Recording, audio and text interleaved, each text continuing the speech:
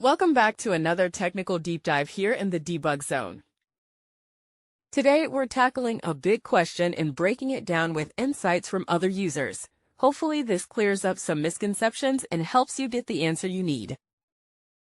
So buckle up, stay a little curious, and let's jump right in.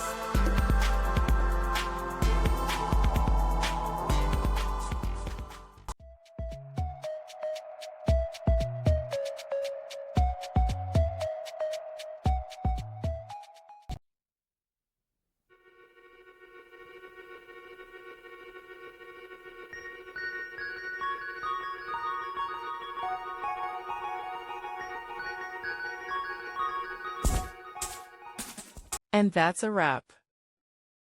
I hope you found the answer you were looking for. If you did, take a second to hit that subscribe button. It really helps out.